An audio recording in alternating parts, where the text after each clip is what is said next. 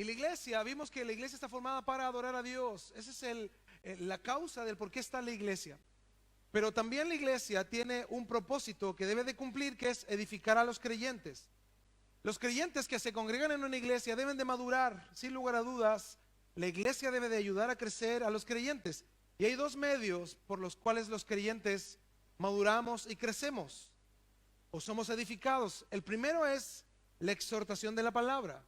Y la semana pasada hablamos de cómo permanecer firmes en la edificación por medio de la exhortación de la palabra. Y Dios usa dos medios.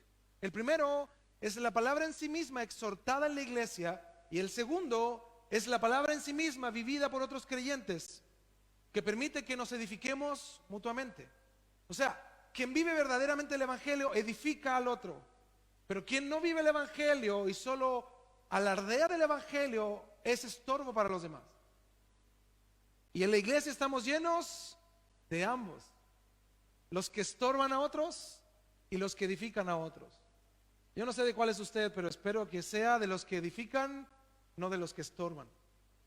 Hoy vamos a hablar del segundo medio por el cual la iglesia es edificada, por medio de la exhortación y edificación de la palabra y por medio de la disciplina. Hebreos 12:6 es nuestro texto base. Búsquelo por favor, Hebreos 12:6.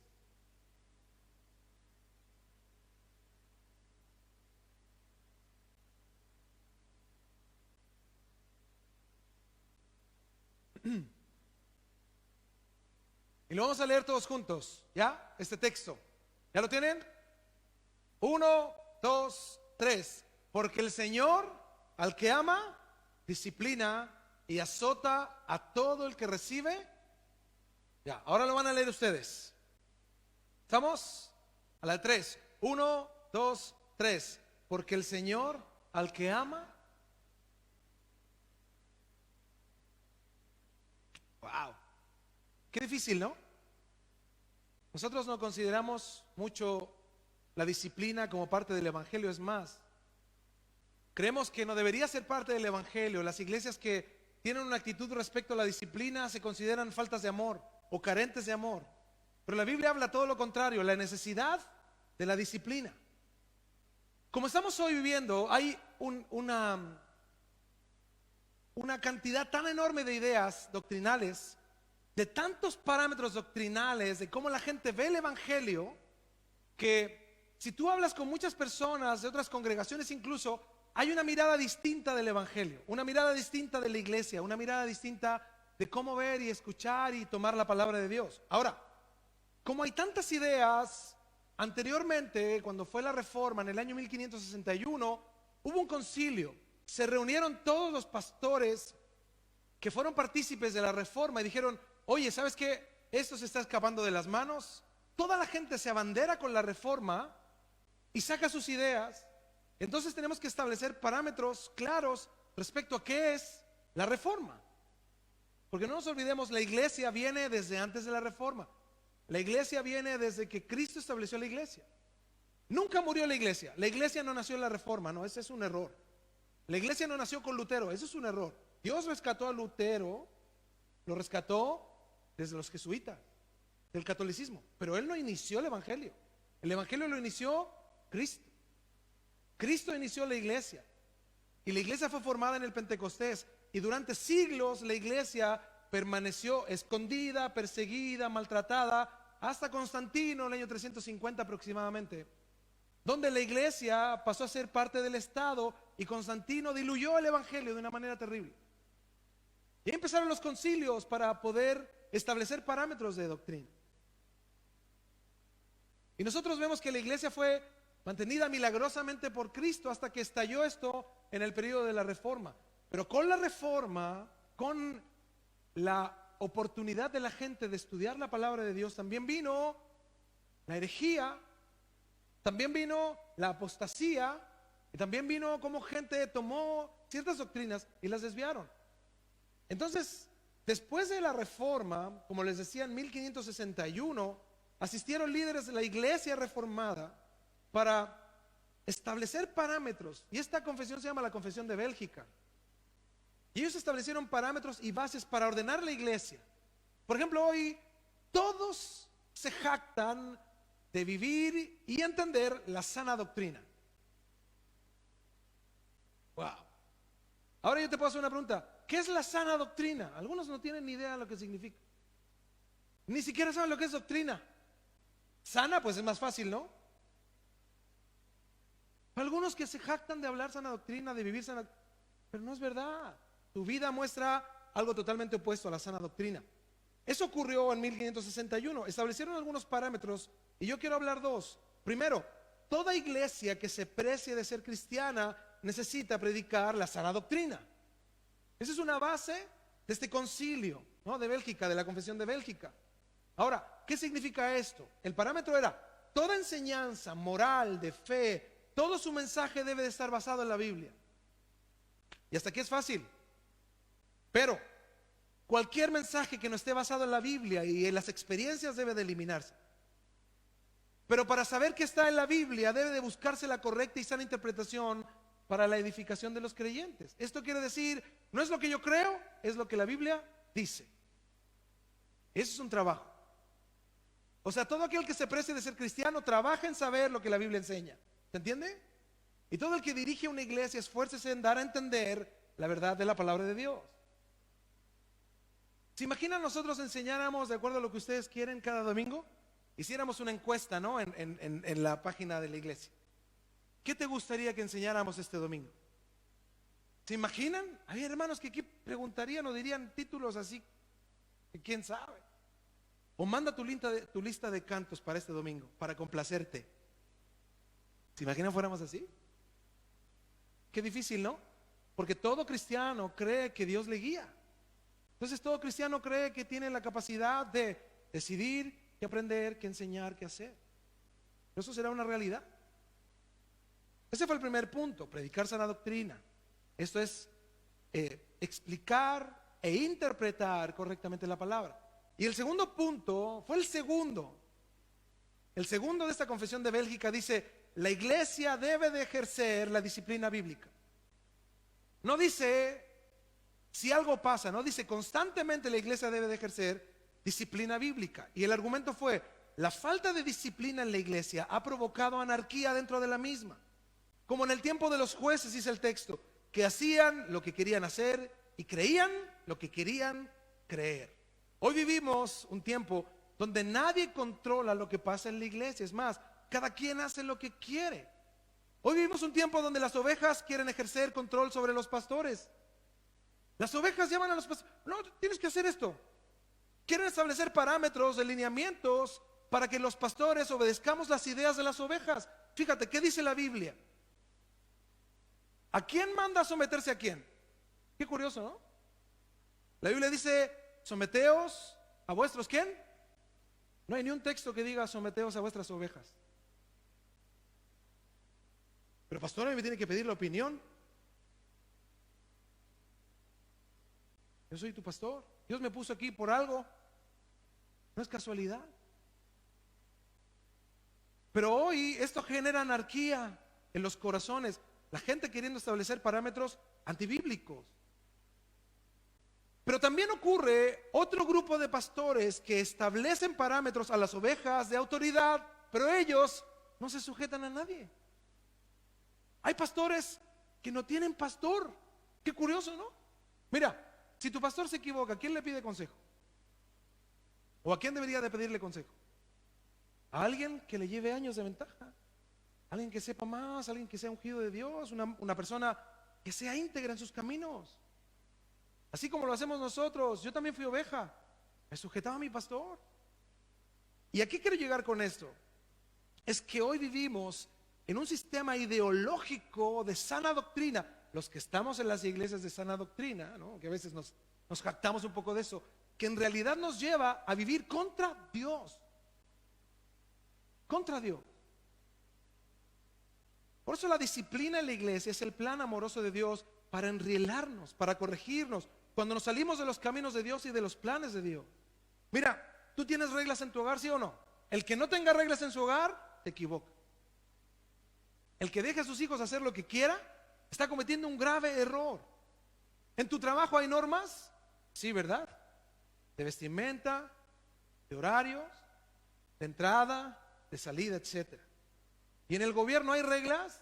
Claro, todo tiene normas y la iglesia tiene parámetros bíblicos y reglas que Dios estableció para que la iglesia, nosotros, vivamos bajo límites. Pastor, ¿quién estableció esas reglas? ¿Cada iglesia establece sus reglas? No. Las reglas establecidas por Dios son las que la iglesia debe de tomar. La Biblia es nuestra regla de fe y de conducta, y Dios estableció parámetros bíblicos para la iglesia. Entonces, cuando estudiamos la palabra, entendemos cuál es la voluntad de Dios. Y una iglesia que no disciplina, no habla de disciplina, o se rehúsa a hablar contra el pecado y las conductas que Dios condena, es una iglesia que en realidad no ama a sus miembros. No los ama. La iglesia donde dejen hacer lo que quieran a cualquiera, no ama a sus miembros. No los ama en lo absoluto. Por ejemplo, yo no entiendo que hay iglesias que de repente aparece un hermanito ahí que le gusta tocar el teclado. Lleva un domingo. O sea, llegó ese domingo. Dice, no, el hermanito este toca el teclado bien, bien bonito, pastor.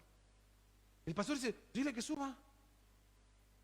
¿Hoy? ¿Sí? Ahora. Justo no vino el tecladista. Es de Dios. Es del Señor. Y iba, suben al tecladista y toca todo como cumbia, ¿no? Tin, tiri, tin, tin, de todos los cantos. Y la iglesia, dices, ¿qué onda? ¿Eso es orden? ¿Cualquiera puede ministrarnos la alabanza? ¿Cualquiera puede darnos una enseñanza? ¿Cualquiera? ¿Eso es bíblico? Yo una vez les conté, yo cuando era pequeño, nunca me voy a olvidar. Llegué a la iglesia, yo pequeño, y afuera había un señor ahí fumando. Ay, ¿qué onda? Está nervioso el caballero, ¿no? ¿Quién sabe? Y ahí apaga su cigarro y se mete ahí en la iglesita que teníamos. Y se pasa al frente y agarra el micrófono. Bueno, hermanos, vamos a iniciar el culto. Aleluya, amén. ¿Saben? Para mí, siendo un niño, fue un impacto de darnos cuenta que muchos hombres, para evitar que la gente salga de sus iglesias, les da en el gusto. ¿Qué quiere, mijito? No, yo quiero cantar. Canto feo, pero no importa. Voy a cantar para el Señor. Y les dan en el gusto. Para que sus miembros estén ahí. Es más, gente que tolera el pecado. Estoy hablando de lo más simple. Pero hay iglesias que toleran el pecado, incluso con hermanos que aportan mucho a las iglesias. Porque saben que si ellos se va el dinero. Fíjate, no es el alma de las. El Señor, dice la Biblia, al que ama, ¿qué dice el texto? Disciplina. Por ende, una iglesia que no disciplina no es cristiana. Parece serlo, pero cristiana no lo es.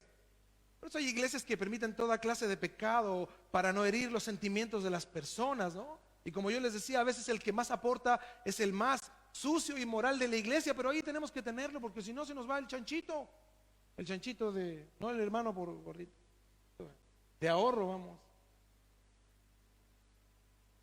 Pero eso no es posible, hermano. Esto Dios le encomendó a los apóstoles, profetas, evangelistas, pastores y maestros, los 5 ministerios. La disciplina. La disciplina de Dios para sus hijos está motivada por su amor. ¿Por qué tú disciplinas a tus hijos? Bueno, los que lo hacen. ¿Por qué lo hacen? ¿Porque lo amas? ¿Sabes lo que dice la Biblia del padre que no disciplina a su hijo? No lo ama. Wow. No, es que yo, pastor, no le pego porque se va a sentir mal. Se va a sentir mal tú después, cuando crezca, no te haga caso. Tienes que disciplinar. Esos parámetros van a establecer que el corazón de él sepa que tú eres autoridad en casa. Tú eres el que manda, no ellos. ¿Sí o no que nosotros, padres, disciplinamos a nuestros hijos porque queremos lo mejor para ellos? ¿Sí o no? Para los que están aquí que son hijos, escuchen. Es por amor. La disciplina es por amor, para establecer parámetros de amor. Vamos a Hebreos 12, estábamos en el 6. Vamos al 5. Fíjese cómo Dios exhorta respecto a la disciplina. Dice, y habéis ya olvidado la exhortación que como a hijos se os dirige diciendo, hijo mío, no menosprecies. ¿Qué dice otra vez el texto? La disciplina del Señor, ni desmayes cuando eres reprendido por Él. Porque el Señor al que ama, ¿qué dice el texto? Disciplina y azota a todo el que recibe por hijo. 7. si soportáis la disciplina, si tú eres fuerte y estás dispuesto al trato de Dios, Dios os trata, dice, ¿como a quién? Como a hijos, porque ¿qué hijo es aquel a quien el padre no disciplina? O sea, el único al que el padre está dispuesto a no disciplinar es a los que no son sus hijos, ¿verdad? Por ejemplo, yo lo veo en hijos de ustedes. Si fueran mis hijos, uy, hermano, una semana dénmelo. Miren, yo se los traigo, pero como servicio militar, pero en amor. ¿Sabes lo que te falta a ti con tus hijos?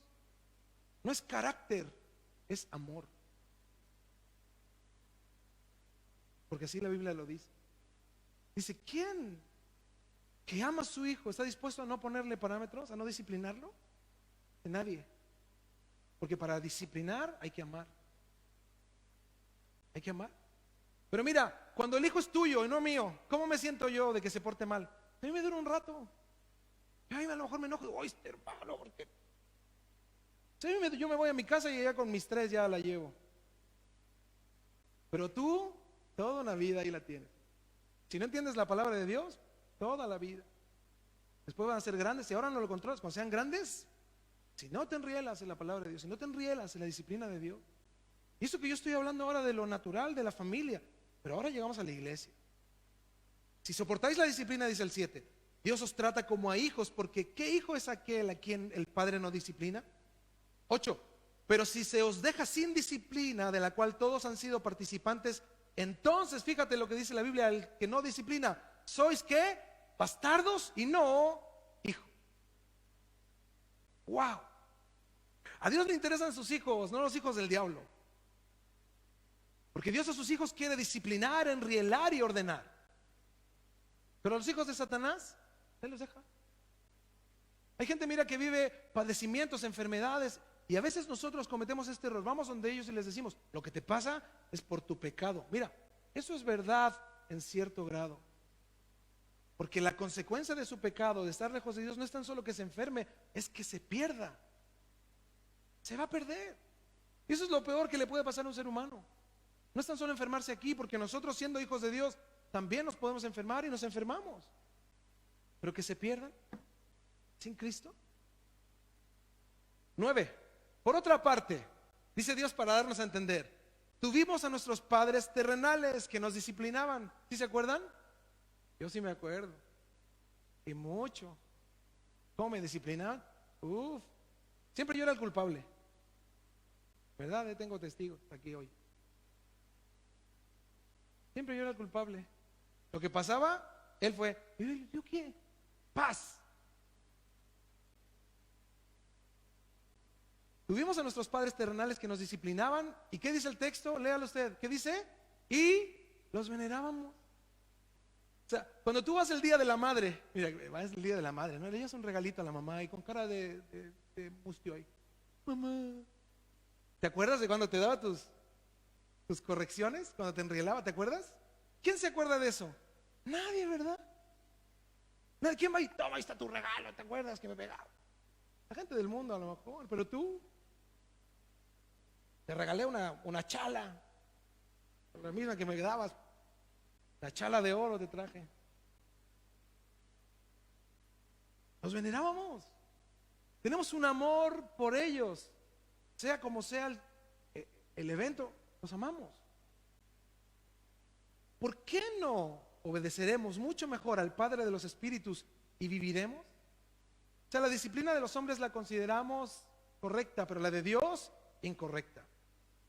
Nuestros padres nos disciplinaban para vivir bien nosotros, ¿verdad? En esta vida. ¿Cuánto más Dios nos quiere disciplinar para que vivamos eternamente? 10. Y aquellos, ciertamente por pocos días, nuestros padres nos disciplinaban, ¿cómo dice? Como a ellos les parecía. La chancla voladora, el cordón de la plancha, la cuchara de palo, y cuando se quebraba la otra, ¿verdad? La zapatilla, el tirón de patillas, de cabello, de orejas y etcétera. Como a ellos les parecía, lo que ellos trataban de hacer era enrielarnos, a su modo, pero enrielarnos. Enrielarnos. Ese era su anhelo. Por más rencor que tú puedas tener por tus padres, ellos trataron de enrielarte. Dice, y aquellos ciertamente por pocos días nos disciplinaban como a ellos les parecía, o sea, lo hicieron lo mejor que pudieron. Pero o sea, Dios nos disciplina para lo que nos es provechoso. Dice, ¿cuál es el objetivo de Dios? Para que participemos ¿de qué? De su santidad. O sea, la disciplina de Dios es para que lleguemos al cielo. Imagínate el plan de Dios. Quiere tratar con nosotros para que lleguemos ¿dónde? A su presencia. Los que estudiaron con nosotros entre semana saben cuánto vamos a durar en el cielo. Los otros no. Véalo ahí el estudio. El anhelo de Dios es disciplinarnos, enrielarnos para llegar ¿dónde? A su presencia y vivir eternamente. Él tiene un plan impresionantemente maravilloso. Mira, no es el plan que los libros hoy de autoayuda cristiana te dicen que Dios tiene un plan contigo aquí. No, el plan contigo aquí es que te conviertas, te arrepientas y que llegues a su presencia. El plan de Dios eterno está con Él. Que vivamos con Él, que seamos partícipes de Él, de lo que Él tiene, de lo que Dios le dio al Hijo, a Cristo. 11. Es verdad, dice. Es como diciendo, yo también lo viví. Ninguna disciplina al presente parece ser causa de gozo. A nadie le alegra, ¿no? Estar en disciplina o ser disciplinado por Dios. Dice al contrario. Si no, dice, de tristeza. Pero después de la disciplina, del proceso de la disciplina, da fruto, dice, apacible de justicia. O sea, caminos rectos a los que en ella han sido ejercitados. O sea, quienes han sido disciplinados por Dios están capacitados para vivir una vida recta. 12.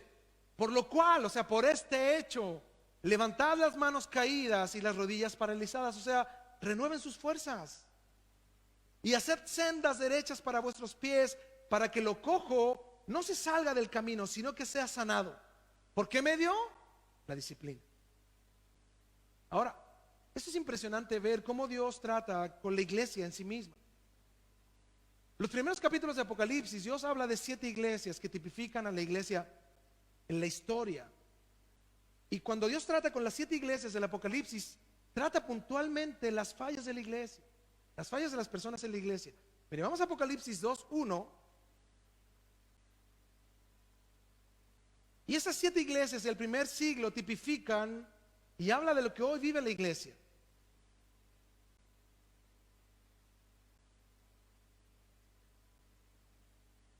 Apocalipsis 2:1.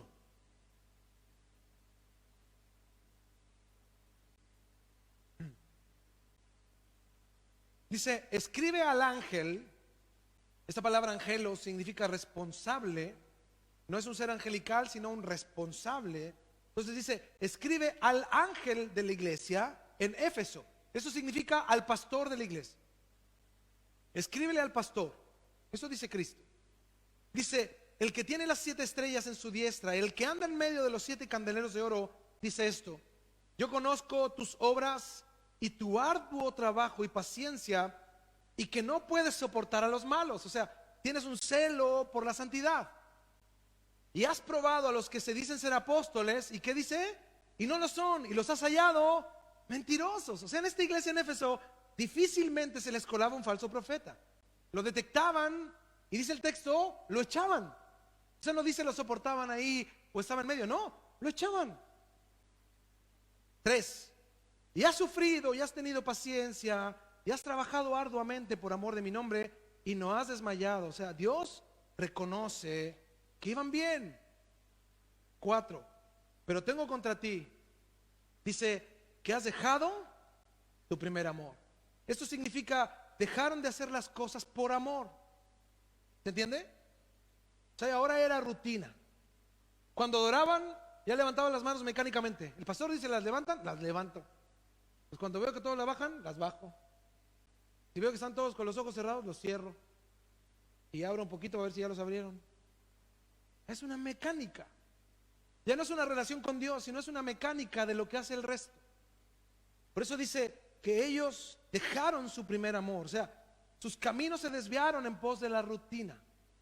Fíjate, tú cuando vienes acá, ¿qué sientes? ¿Cuál es tu objetivo en venir? Es servir apasionadamente a Dios porque entiendes lo que Dios hace, cómo Dios actúa, cómo Dios obra. ¿Lo entiendes? Gracias. O ya es rutina. Yo he escuchado a algunos hermanos que dicen lo siguiente: es que tengo que ir por una obligación, porque tiene una responsabilidad. No, hermano, nosotros tenemos que venir acá por Dios. Cuando dejes de sentir eso en tu corazón y pases a ser una rutina, solo por una responsabilidad, analiza tu vida, porque ya no eres cristiano. Has dejado las cosas, tu motivación por lo que haces. Dice el 5, recuerda, haz memoria. Por tanto, ¿de dónde has caído? O sea, ¿qué te pasó? ¿Qué ocurrió que cambió esto en ti? Por tanto, ¿de dónde has caído? Y arrepiéntete. Aquí nos está diciendo, y te entiendo, ese pastor es malo, el hermano de la puerta es malo, como así algunos creen, ¿no? Los de Gourmet son malos, los sugieres son, toda la gente busca así, ¿quién es el malo? Todos. La Biblia dice, por tanto recuerda de dónde has caído y arrepiéntete y haz las primeras obras, o sea, reordena tu vida, vuelve al origen. Pues si no, dice, si no lo haces, vendré pronto a ti y quitaré tu candelero de su lugar. Si no te hubieres, ¿qué dice? Arrepentido. Fíjate, Dios no dice yo te entiendo, Dios dice arrepiéntete. El que está mal eres tú. ¿Sabes cuál fue el problema de la iglesia de Éfeso? Desapareció. Esto nos da a entender algo en la historia. ¿Se arrepintieron? Qué triste, ¿verdad? ¿Se imaginan? Pasan 30 años, nos morimos todos de esta generación. En 30 años de más, ¿no? Más o menos. Quedan los de ella. Algunos sobrevivirán tranquilos, se espantan. Pero ¿te imaginas en 30 años ya no existe esta iglesia? ¿La hayan sacado, la hayan quitado? Mira, todos los que veníamos a trabajar aquí, a esforzarnos, a excavar, a hacer hoyos, a parar pilares, a soldar, a poner tornillos. Ahora allá atrás, los que no han visto, ¿verdad? Pero atrás está bien bonito, hicimos los baños, y ahí estamos trabajando, nos esforzamos. ¿Y en 30 años que no haya nada? Porque la iglesia abandonó al Señor. Porque trajeron falsos apóstoles, falsos profetas, falsos hermanos, y se llenó de falsos al grado de que ya nadie toleraba a nadie. Se acabó. Eso pasó en Éfeso. La iglesia se acabó. ¿De qué sirvió todo? Las generaciones, en vez de transmitir santidad al Señor, transmitieron ideologías, argumentos humanos y metodologías humanas para salir adelante. Como yo les decía, tú vas a una iglesia y te ponen luego a servir, ese lugar no es de Dios. Es fuerte lo que estoy diciendo, pero es cierto. Porque si no te solicitan, si no te dicen a ti que tienes que dar fruto, hermanos,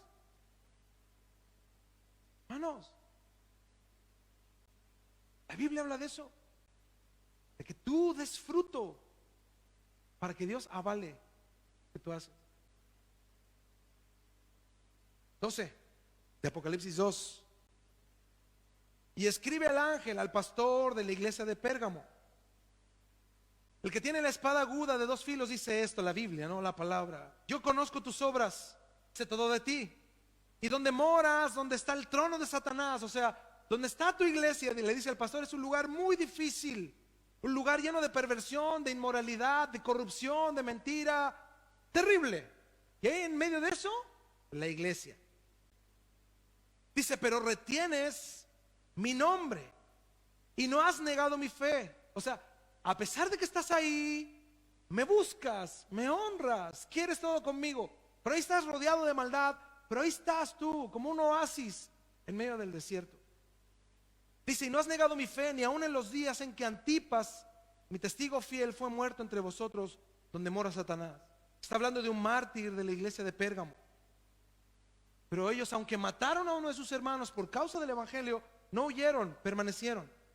14. Pero tengo unas pocas cosas contra ti. Fíjate, todo bien, pero que tienes ahí a los que retienen la doctrina de Balaam.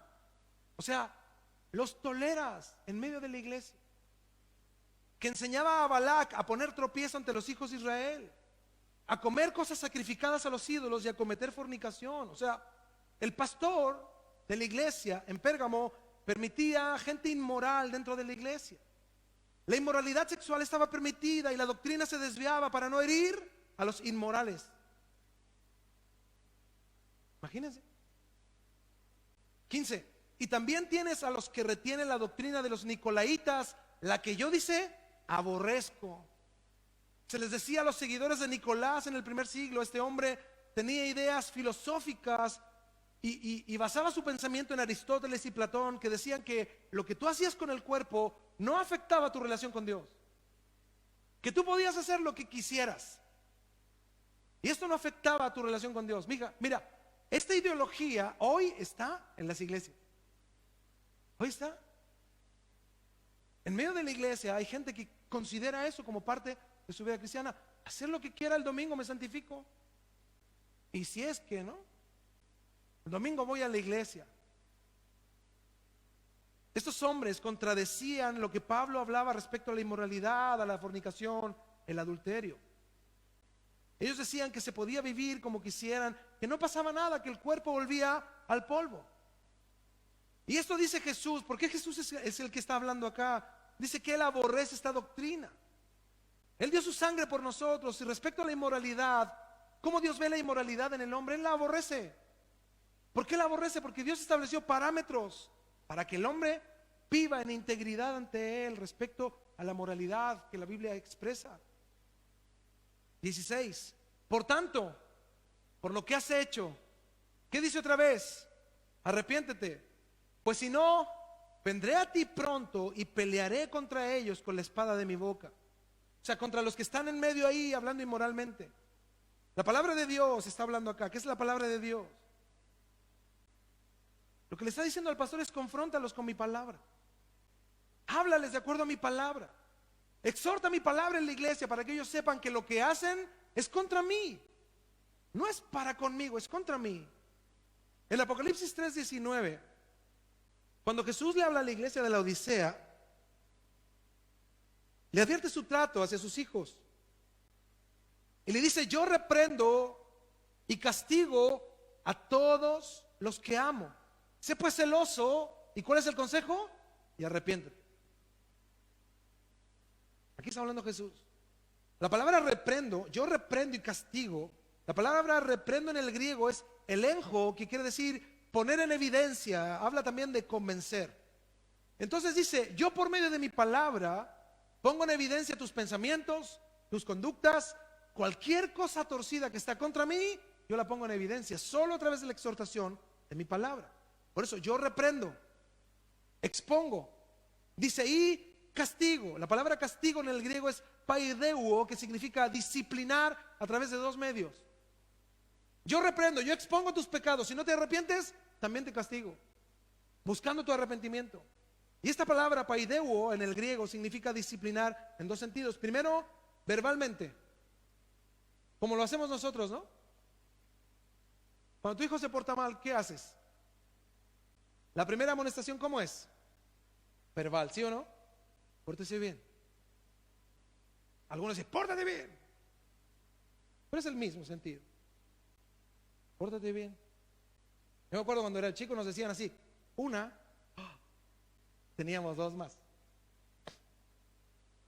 Una, así nada más. No lo vuelvas a hacer.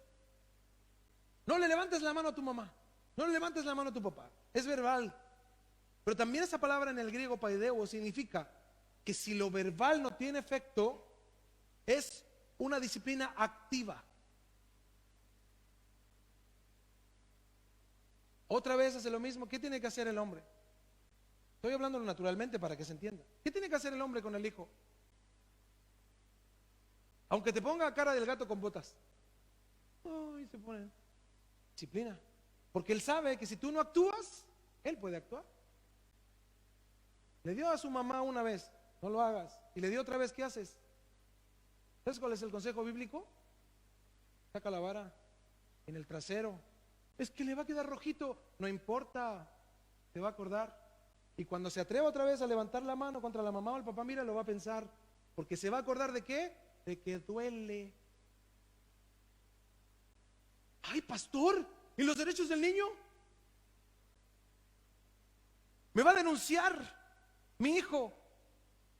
¿A quién prefieres obedecer? Mira, ¿qué resultado esperas de tu vida? Si fuera por eso, nos vamos a ir todos presos cuando empiece esto del matrimonio homosexual en las iglesias. Nos vamos a ir todos. Así que no se preocupen, ya eso ya viene.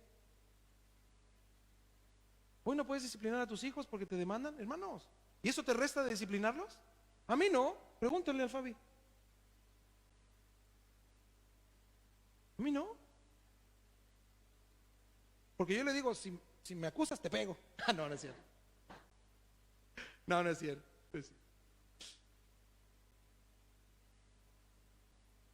¿Eso te resta de disciplinar a tus hijos? ¿Qué prefieres? Mira, a la larga, la única manera en cómo tú obtengas hijos que teman a Dios es a través de la disciplina, porque la disciplina es amor. Ahora me voy al lado de Dios. Mira, Dios dice que Él reprende, Él pone en evidencia tu pecado y castiga. Esto quiere decir, verbalmente te ordena que cambies, a que te arrepientas. Pero si no entiendes, Él lo hará con acciones.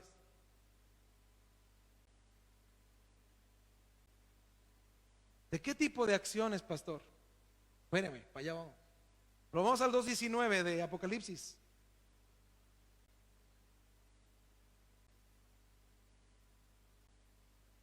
Hasta ahora estamos viendo las conductas. Y ahora vamos a pasar a cómo Dios disciplina. Dice el 2:19, yo conozco tus obras y amor y fe y servicio y tu paciencia. Y que tus obras postreras son más que las primeras. Hasta aquí todo bien. Pero tengo unas pocas cosas contra ti. Dice que toleras, que haces vista gorda o te haces el desentendido, que esa mujer Jezabel que se dice profetiza, o sea, se llama a sí mismo, enseña y seduzca a mis siervos a fornicar y a comer cosas sacrificadas a los ídolos. Nosotros cuando estudiamos respecto a las 7 iglesias del Apocalipsis ya hace algunos años, el 2013, yo les comentaba a los hermanos y les decía, mucha gente piensa que esto de Jezabel es un espíritu, el espíritu de Jezabel.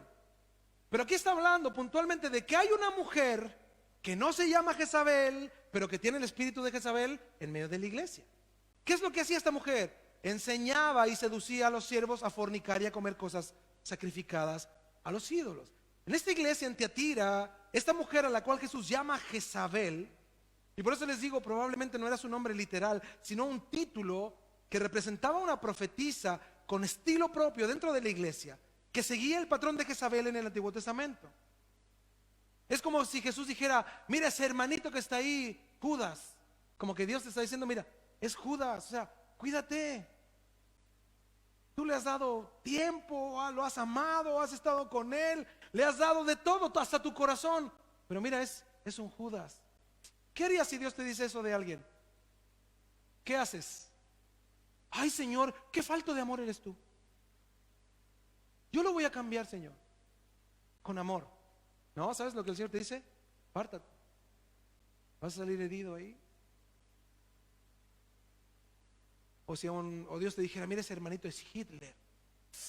¿Qué harías? Es revolucionario, mira, anda ahí en la comidilla y te capta a sus seguidores y ahí empieza el cáncer desde adentro. ¡Wow! Así es el chisme. La gente dice que el chisme no hace nada. No, el que habla detrás de otra persona es chismoso. Ella hace un cáncer, mira. Y después contamina a uno. Así ese es el cáncer, son células que contaminan a otra. Y se van creciendo. Y hasta que está el tumor ahí. El tumulto de gente, pastor, queremos hablar con usted. Y somos varios. Piensan igual que yo. ¿Seguro? Jesús lo que está diciendo es que esta mujer era mala. La llama Jezabel. Es el personaje o uno de los más malvados del Antiguo Testamento, que quiso combinar la adoración de Israel con la adoración a Baal. Tiene un récord impresionante y envidiable de maldad en la Biblia. Lea usted los libros de los reyes. Y esta Jezabel de la iglesia en Tiatira no era en realidad una profetisa. Ella decía que era profetisa. Ella se atribuía el don de profecía. Pero al parecer los cristianos le creían. La trataban como profetisa y Jesús les advertía, no es cierto. Ella dice ser, mía no es. Y aquí Jesús describe el pecado específico de esa mujer. Ella influenciaba inmoralmente e impiadosamente a los demás. Los conducía a pecar. Jezabel condujo a todos hacia la inmoralidad y la idolatría. Ahora, ¿cómo? Estábamos en Tiatira, una ciudad donde a lo que se dedicaban ellos era a la orfebrería. Entonces, cuando se realizaban estas reuniones del gremio de orfebres o de trabajadores, esta reunión se organizaba en el templo de Apolos. Y es donde esto toma sentido. Y esta Jezabel, cuando venían los hermanos comerciantes de la iglesia, le decían: oiga, hay una reunión en el templo de Apolos, va a haber una comida y un bailecito, ¿podemos ir? ¿Qué creen que decía la Jezabel? Pues claro, mira, mientras ofrenden aquí, mientras diezmen aquí, pueden ir, y que el Señor los bendiga. Y ellos se iban. Ella los alentaba a que entraran, y quizás el texto explica que a lo mejor les daba una palabra profética. Pero ellos iban allá y habían, ya sabemos, en estos templos habían sacerdotisas sexuales para la adoración a los ídolos por medio de inmoralidad, hombres y mujeres. Toda la comida era dedicada a los dioses. Y sabemos que sacrificaban niños y hacían un montón de cosas. Y ahí estaban los hermanitos. Por eso mira, esto va a sonar muy duro para algunos, pero algunos hermanos de ustedes nos preguntan, dice: pastor, mire, hay una fiestecita de fin de año en mi trabajo y tengo que ir solo, sin marido.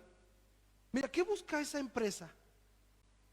Que tú vayas sin marido o sin esposa. ¿Qué busca? ¿Que honras a tu esposa? Pues no, que te desbandes. Te están diciendo: ven a descansar de tu señora, ven a descansar de tu esposo, diviértete, baila, bebe, toma, pásala bien, para eso estamos.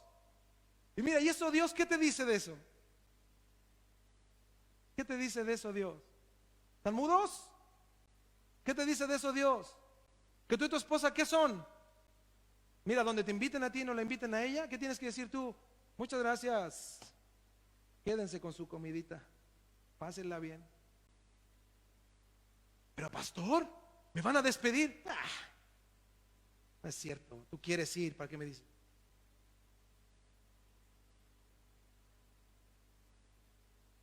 Jezabel los alentaba. Ella sabía que iban a caer en inmoralidad, pero alivianaban los mensajes en la iglesia.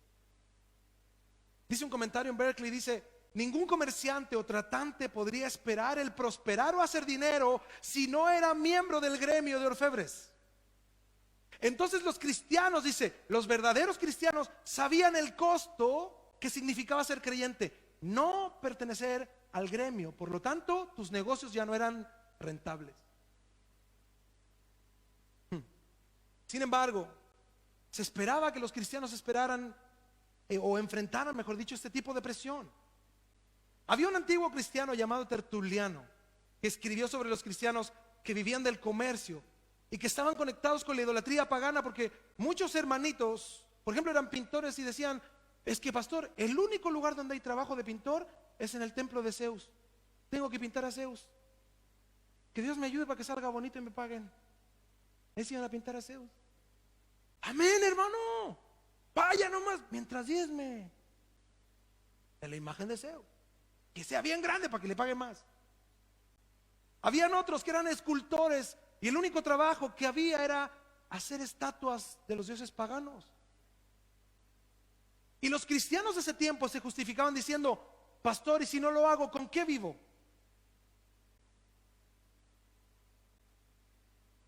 ¿Te parece a nosotros, no? Si no lo hago, ¿cómo lo hago? ¿Con qué vivo? Extender su paciencia para que se arrepienta. Fíjate el amor de Dios.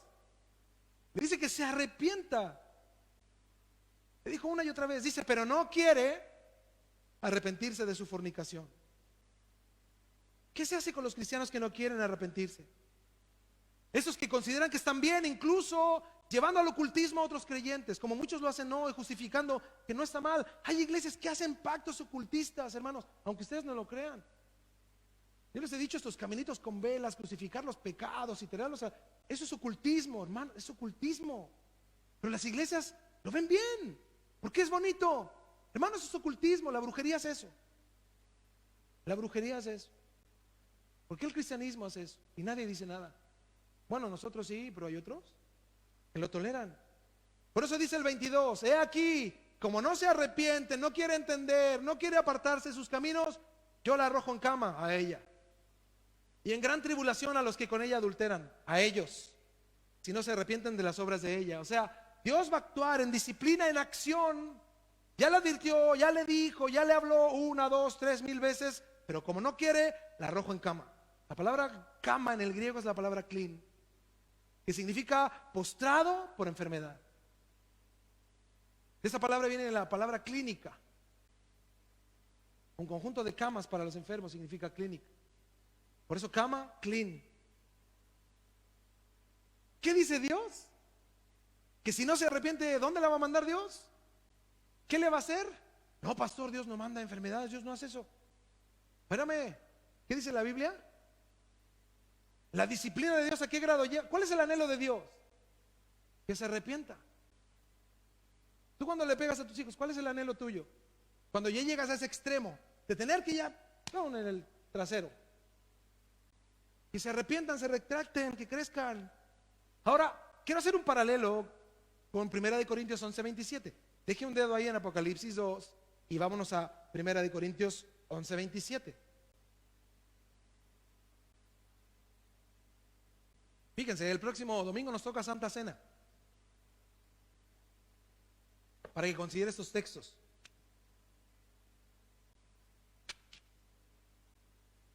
¿Ya lo tiene? 1 Corintios 11:27.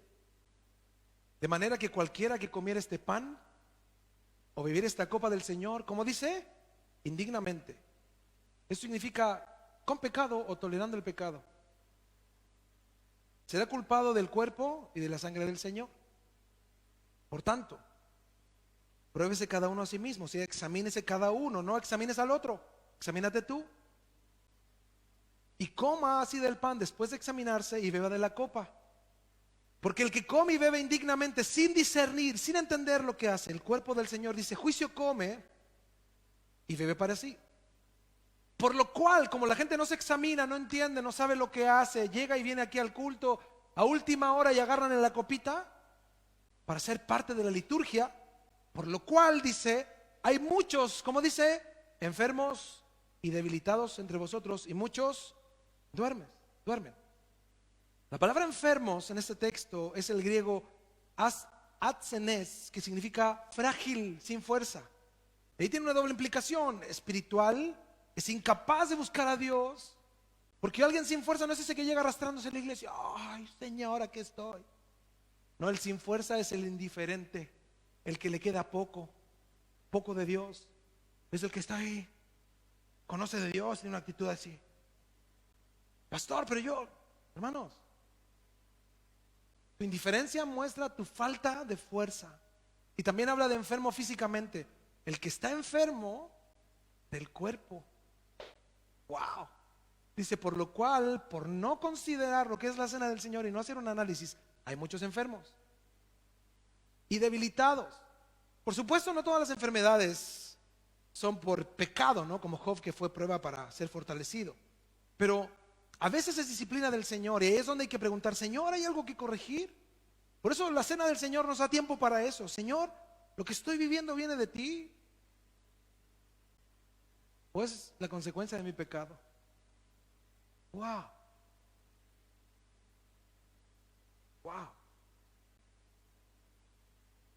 Por lo cual hay muchos enfermos y debilitados. Griego, arrostos, que significa tener dolencias. Y la doble implicación es espiritual, tener enfermedad o dolencia espiritual. Y también se refiere a hombres que tienen debilidades que lo apartan de Dios. Y lo último, y muchos duermen, griego koimao, que significa muchos se mueren. Wow. Pastor, espiritualmente, pues eso es peor. Unos creen que muerto espiritual es como, ay, qué bueno. Eso es peor.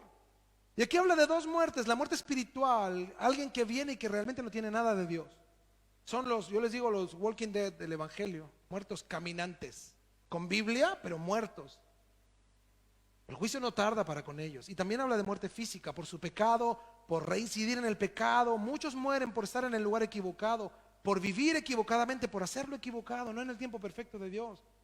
Mucha gente muere por no estar donde debe de estar. Y ahí la muerte los alcanza. Mira, este mismo versículo en otras versiones lo voy a leer. Arcas Fernández dice, ahí tenéis la causa de no pocos de vuestros achaques, de vuestras enfermedades e incluso de algunos hermanitos que se han muerto. Mire, la Biblia al día dice: por eso hay entre vosotros muchos débiles y enfermos, e incluso varios han muerto. Y la IBS dice: esa es la razón de que entre vosotros haya muchos débiles y enfermos, y que muchos hayan muerto antes de lo normal. Pon atención, porque la palabra nos exhorta a ordenar nuestros caminos. La disciplina del Señor es ordenar nuestros caminos. Volvamos a Apocalipsis 2:22, al mismo texto: he aquí yo la arrojo en cama y en gran tribulación a los que con ella adulteran, a los que no se han arrepentido, si no se arrepienten de las obras de ella. Clean, postrado por enfermedad. ¿Qué hizo Dios? Esta mujer, al no arrepentirse, el texto no lo explica así a fondo, pero ¿qué le esperaba? Por su falta de arrepentimiento, enfermedad. Wow. ¿Qué provoca? Miren la pregunta que les quiero hacer: que en medio de una iglesia una persona por su pecado muera. Porque hoy día no lo vemos así, ¿Qué provocaría en medio de la iglesia en este tiempo que las personas por su pecado mueran? ¿Temor de Dios o no? ¿Sabes qué? Lo que haría eso, purificaría la iglesia. ¿Quién es quién? No, yo ya no voy más, pastor, me dio miedo. Si el que está firme, ¿de qué tiene miedo?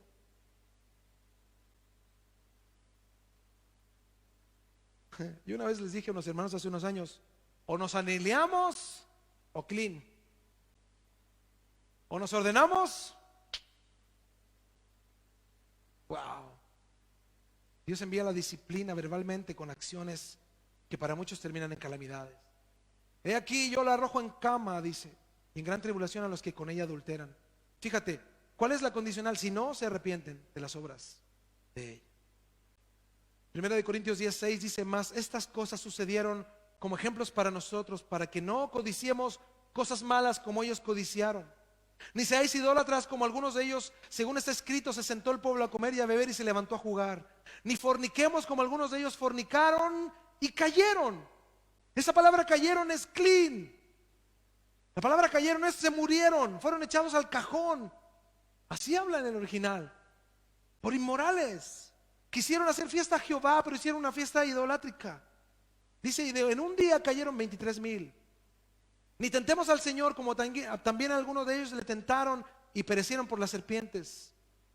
Ni murmuréis, como algunos de ellos murmuraron y perecieron por el destructor. 11, redundante: y estas cosas les acontecieron como ejemplo y están escritas para amonestarnos. ¿A quiénes? A nosotros, a quienes han alcanzado ¿qué tiempo? Los fines de los siglos. Volvamos a Apocalipsis 2:22. He aquí yo la arrojo en cama y en gran tribulación a los que con ella adulteran, si no se arrepienten de las obras de ella. Vimos lo que significa cama, arrojarla en cama clean. Pero la palabra tribulación es del ipsis, que significa mucha presión y mucha estrechez. Aquí está hablando de presión y estrechez económica, de salud y en todas las áreas de la vida. Sin lugar a dudas, no necesariamente alguien que pierda el trabajo o tenga una situación estrecha significa que está en pecado. Cada uno sabe lo que vive y el por qué lo vive. Pero si tú eres confrontado por la palabra de Dios y sigues en tu camino, sin lugar a dudas te engañas a ti mismo.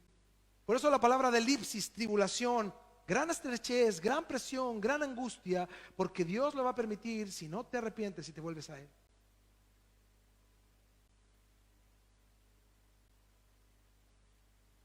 Dos 23. Y a sus hijos heriré de muerte, y todas las iglesias sabrán que yo soy el que escudriña la mente y el corazón, y os daré a cada uno según sus obras. Ahora, Dios no está exento de la disciplina, al contrario. Los que se han exentado de la disciplina es la iglesia. Los que hemos dejado de actuar en pos del orden de la iglesia es la misma iglesia. Ahora, la palabra y Jesús mismo nos dice cómo involucrar en disciplina en la iglesia. ¿Cómo debemos de involucrar los actos disciplinarios dentro de la iglesia? Mateo 18:15. Búscalo. Mateo 18:15.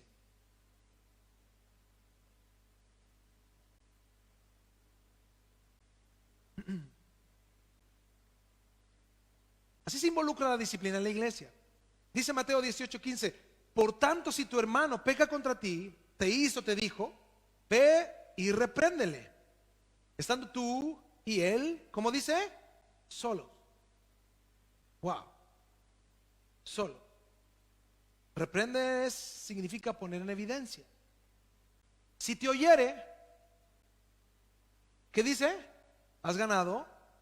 ¿Qué significa esto? Puedes volver a tener comunión. 16. Mas si no te oyere, toma aún contigo, ¿qué dice? A uno o dos, para que en boca de 2 o 3 testigos conste toda palabra. Aquí la palabra testigos habla de gente que ejerce labores de autoridad en la iglesia. No habla de cualquiera, porque muchos toman como testigos a sus brothers. Ay, tú, mira Juanita, mira, voy a hablar con tal hermano y le voy a decir la cosa en su cara, tú me voy a ir. Amén, dice la otra. Amén.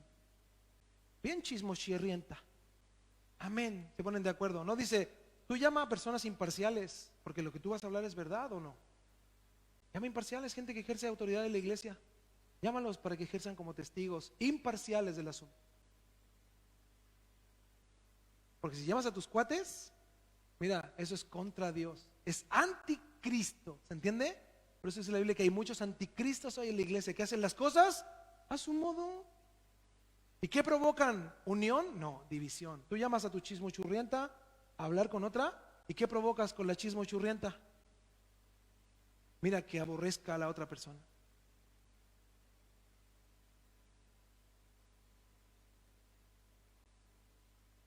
Toma contigo a 2 o 3, para que en boca de 2 o 3 testigos conste toda palabra. Gente de buen testimonio que ejerce autoridad en la iglesia. Y si no los oyere a ellos, fíjate, no está diciendo a ti, dice a ellos, porque tú estás planteando algo sano, recto ante Dios, y ellos te van a avalar porque es correcto y sano. Si no los oyere a ellos, dice, dilo a la iglesia. Eso significa, infórmalo personalmente a quién dirige la congregación. Y si no oyere a la iglesia, o sea, ya no oye al pastor, ya no oye a los testigos, ya no te oyó a ti, no va a oír a nadie. Dice, tenle por gentil y publicano. O sea, debes de entender que su razonamiento no es bíblico, no es cristiano, no es un hermano. Ay, pastor, qué falta de amor. Hay que amarlo igual. Espérame. No lo digo yo. No lo digo yo. Yo he tenido que apartarme de personas que amo. He tenido que dejar ahí por obedecer, ¿sabes qué? La palabra de Dios. No es cristiano, dice la Biblia, es un pagano, una persona que no ama ni quiere algo con Dios. 18. De cierto os digo que todo lo que atéis en la tierra será atado en el cielo. Ay, ¿de dónde salió ese texto, pastor? Ese es el que sigue, está hablando de disciplina. Todo lo que atéis en la tierra será atado en el cielo, y todo lo que desatéis en la tierra será desatado en el cielo. Mira, las decisiones del pastor son avaladas por Dios. Yo eso me alegro, porque si yo actúo conforme a la palabra de Dios, mira, no es de acuerdo a mis intestinos, no es de acuerdo a mis ideas, porque si fuera por mis ideas, ustedes no saben, hermano, aquí no estaría, yo creo, en verdad. Pero si nos dejamos guiar por la palabra de Dios, dice, yo los avalo, dice el Señor. Wow. Las decisiones de la autoridad de la iglesia son respaldadas por Dios. Otra vez digo, 19, si 2 de vosotros se pusieren de acuerdo en algo en la tierra acerca de cualquier cosa que pidieren, hablando de la disciplina, los que están ejerciendo disciplina, les será hecho por mi Padre que está en los cielos. Decisiones de la autoridad de la iglesia respecto a la disciplina, 2 o 3. Eso no está hablando de un culto, de que Dios está ahí cuando hay 2 o 3. No, está hablando de las decisiones del liderazgo de la iglesia respecto a la disciplina. 20. Porque donde están 2 o 3 congregados en mi nombre para ejercer disciplina en la iglesia, ahí estoy yo en medio de ellos. Wow. Muchos creen que este texto, ¿qué significa? No llega nadie a la iglesia, ¿no? El Señor dice que donde hay 2 o 3 vamos a empezar el culto, hermano. Amén. Y ahí triste, no, porque hay 2 o 3 en vez de que esté toda la gente.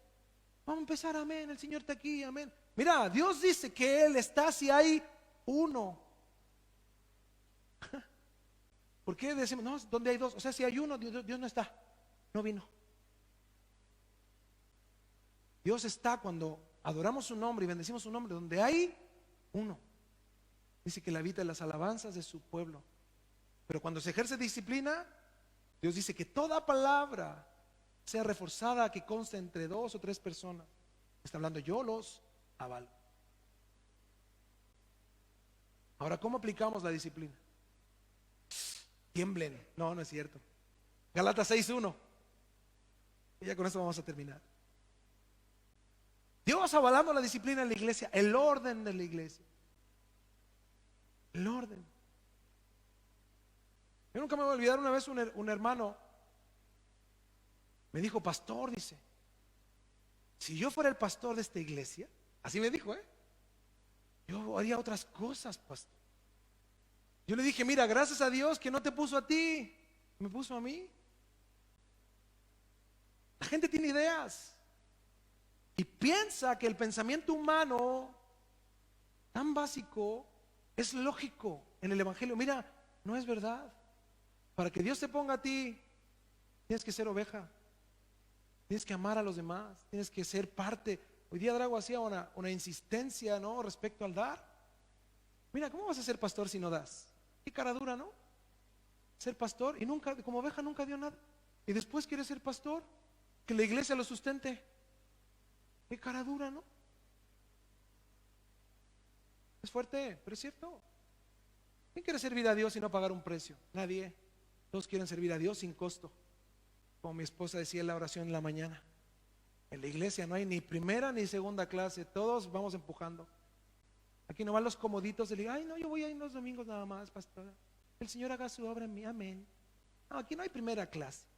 Y barremos todos. Cuando demolemos, venimos todos.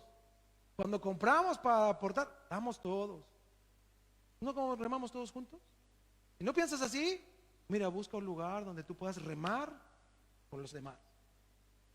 Porque si aquí no remas, causas peso muerto. ¿Sabes lo que es peso muerto? Solo estorbo. Y no avanzamos. Gálatas 6:1. Hermanos, si alguno fuera sorprendido en alguna falta, vosotros que sois espirituales, restauradle. Esta palabra restaurar habla de todo lo anterior. ¿Qué hicimos? Fuimos con él a nivel personal, después no escuchó, fuimos con él con 2 testigos, 2, 3 testigos, no escuchó, fuimos con la iglesia. Al final no quiere hacer nada. Pero acá está hablando del caso de alguien que sí se arrepintió en alguno de los puntos. Hablamos solos, no quiso. Con 2 testigos, no quiso. Y cuando hablamos con el liderazgo, ay sí. Dice restauradle. O sea, ya hicimos lo anterior, lo reprendimos, ya hablamos con él. Él ahora tiene un genuino arrepentimiento. Es por eso que la palabra nos lleva a restaurarle. La palabra restaurar aquí es catartizo. Significa poner en orden. Que vuelva a una condición de comunión con Dios. Y este verbo sugiere una fractura. Y como yo le explicaba la semana pasada, es poner el hueso en su lugar. ¿Qué pasa cuando ponemos el hueso en su lugar de una fractura? ¿Duele o no? ¿Duele o no, Javier? Y ahí está con su pie de Javier, ¿no? ¿Y qué tienes que hacer ahora? Esperar a que eso sane, te cure, pase el tiempo, como la fractura. Dice restauradle, o sea, ponerlo en orden. Dice con espíritu de mansedumbre. Esto habla de una actitud comprensiva por el arrepentido. Dice considerándote a ti mismo, no sea que tú también seas tentado. Primer punto entonces, quien se arrepiente, la manera de disciplinar es a través de poner o restablecer en el orden. Ahora, ¿es lo mismo reprender que restaurar? No, la reprensión es dura, pero esto puede provocar arrepentimiento. El paso siguiente es restaurar. Mucha gente dice, hoy pastor, yo vi un hermanito fumando en la calle, pero lo voy a restaurar. Espérame, habla con él que se arrepienta. Si tú tienes un conflicto con alguien, no hablas de restauración, primero habla de reprensión, de que puedas tú exhortarle a que se vuelva al arrepentimiento. Esto ocurre hoy en las iglesias quieren restaurar personas, pero no arrepentidas. Por eso las personas vuelven a lo mismo. Y ahí van, cantan, cuando se sienten perdonados, cantan, pero cuando se les quita la emoción, caen otra vez. Es por eso, porque no han sido reprendidos, solo restaurados. Veamos otro ejemplo, 2 de Tesalonicenses 3:14.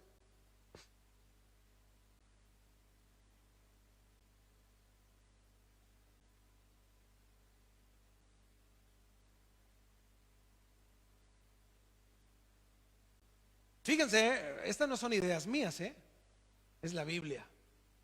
El primero lo ponemos en su lugar, lo restauramos con amor y ahí le va a doler y va a sufrir, pero ahí está. Segundo caso, segunda de Tesalonicenses 3:14. Si alguno no obedece a lo que decimos por medio de esta carta, la carta a los tesalonicenses, a este señaladlo. ¿Sabes lo que significa eso? Evidenciarlo. Wow. Pero esto es más fuerte aún. ¿Qué dice el texto? Miren, léanlo ustedes. ¿Qué dice? Y no os juntéis con él para que se avergüence. Pastor, ¿pero qué dice en el griego? ¿Saben lo que dice en el griego? Ni se le acerquen. ¿Verdad? ¿Sabes? Nosotros como esposa hacemos eso, aunque ustedes no lo crean. Cuando nos preguntan por algunos de ustedes, nosotros evidenciamos ciertas situaciones. Sí, júntense con ellos, son buenos hermanos. Y hay otros casos donde decimos, ni se les acerque, ni se acerque. Mira, esa es nuestra labor. Yo soy pastor de ovejas. A eso me llamó el Señor, a cuidarlas. ¿Para qué las voy a mandar con el lobo? Yo sé que aquí hay un hermano inmoral. ¿Para qué hago que se junten con él? Digo que hay una hermana chismosa. ¿Para qué los mando a que se junten con ella? Eso dice el texto. Para que se avergüence.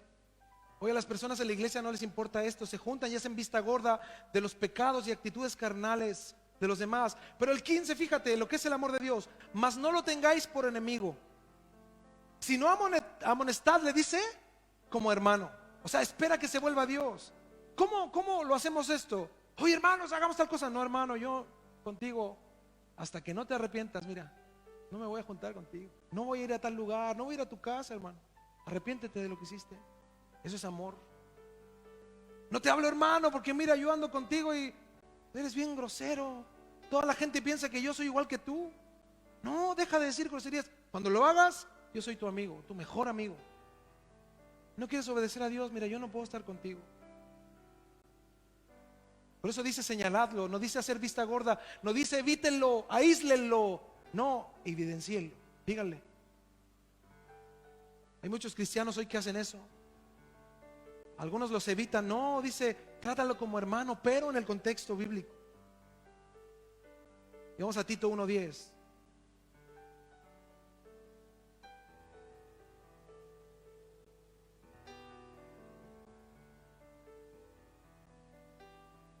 Porque hay aún muchos contumaces, habladores de vanidades, o sea, que hablan solo tonteras, y engañadores, mayormente los de la circuncisión, gente que torcía la fe cristiana, a los cuales dice es preciso tapar la boca.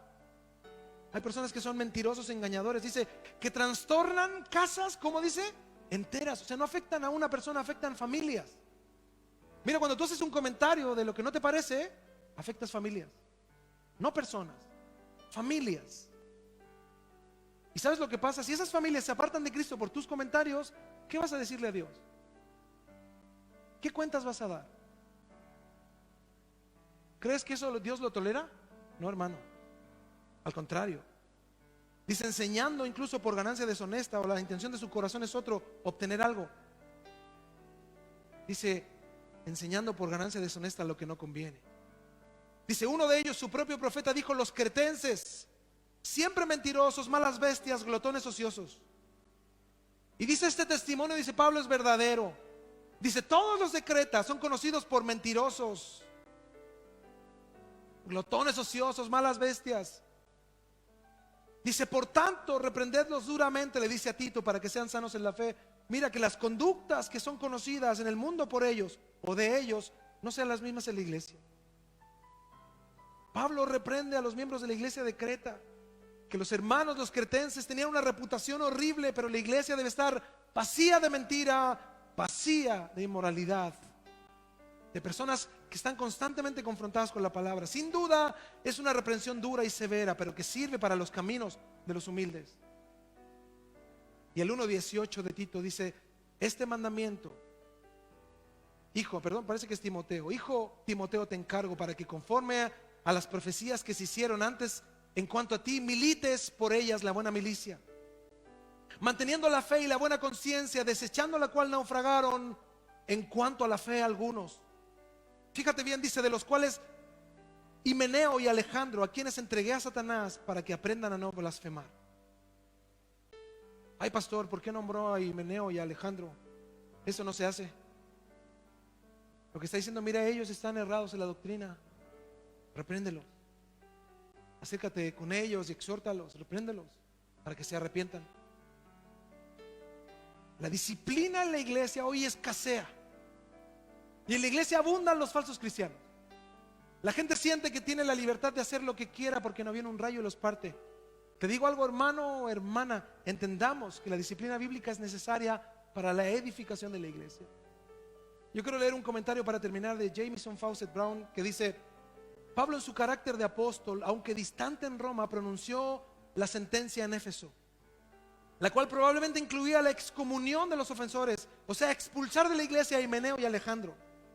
La sentencia obraba no solo espiritualmente, sino también físicamente, de que ellos estaban expuestos a enfermedad o a una visitación de Dios por su porfía.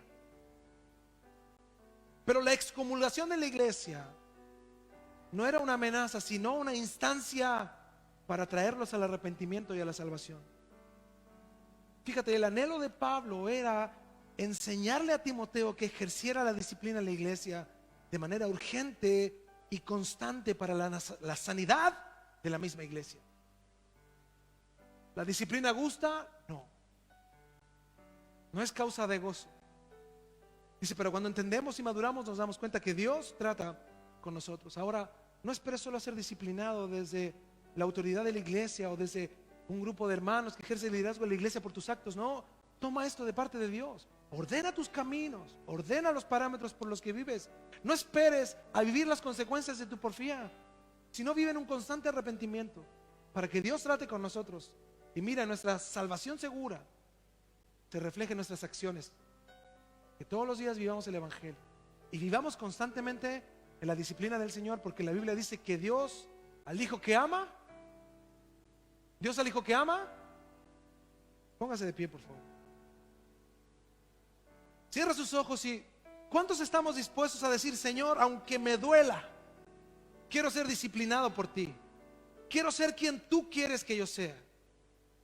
Yo le invito a que oremos al Señor y digamos: gracias, Señor, porque me amas y a través de la disciplina me orillas a acercarme y a volverme a ti. Ayúdame, Señor, a entender tu palabra. Gracias porque no quieres que yo me pierda, sino que sea salvo.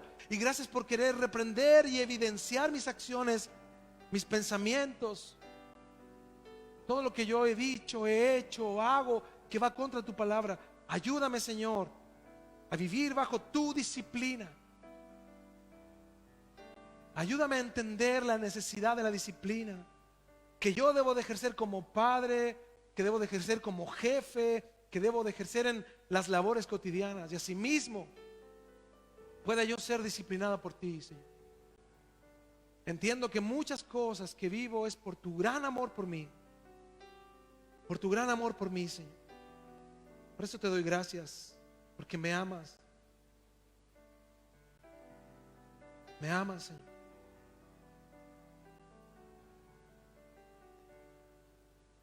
Ayúdame, Señor, a entender tu palabra. Doy gracias con todo mi corazón. Y aunque nos duela, Señor, ejerce sobre nosotros tus ordenamientos, Jesús. Llévanos a un constante arrepentimiento. Hoy nosotros estamos tan envanecidos en nuestras liturgias y el mundo se pierde sin ti, Señor.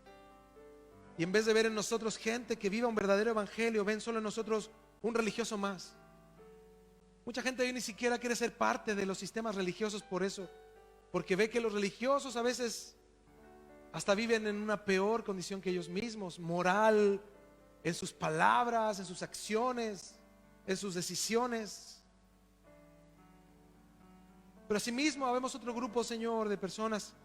Queremos ser humildes ante tu presencia y queremos vivir para ti, Señor, cada día de nuestra vida. Ejerce tus palabras sobre nosotros y ayúdanos, Señor, a entenderlo, a no desmayar, como leíamos en la mañana, Señor, derribados, mas no angustiados, en apuros, mas no desesperados. Ayúdanos, Señor, a entender que tú tienes un trato con nosotros. Trata con nuestro carácter para que podamos ser forjados para esperarte, Señor. Y ese es nuestro anhelo, esperarte, que tú vengas por nosotros. Gracias, Señor, por este tiempo. Gracias, Señor. Amén. Amén.